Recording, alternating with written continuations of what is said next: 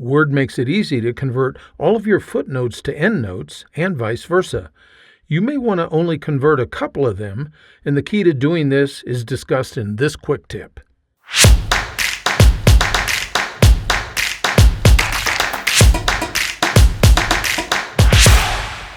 Word is flexible on whether a note is considered an endnote or a footnote. You can easily convert between the two, but the way you do the conversion is not necessarily intuitive. You'll notice that I have a document open here, which includes a few footnotes. If I want to convert one of those, all I have to do is scroll down until I can see the footnote, and then I'm going to right-click anywhere within that footnote. Notice the context menu that is displayed. There's an option here that says Convert to EndNote.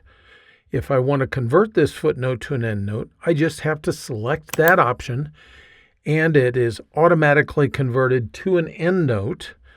You can see up within the document that the footnote, which used to be here, has been converted to an EndNote.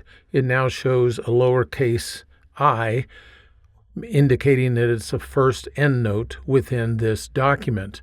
If I scroll back down, you can see that the footnotes that were following the one we converted have now been renumbered appropriately within the document.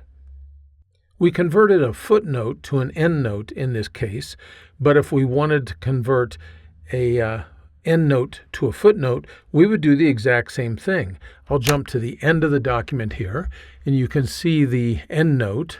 All I have to do is right-click on it and then choose Convert to Footnote, and now we've converted that note back to a footnote where it needed to be right at the first page of the document. I hope you found this quick tip helpful. If you did, well, you might consider signing up for my Word Tips newsletter.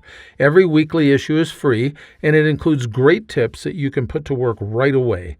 Information is in the notes just below this video. Thanks for spending a few minutes with me today.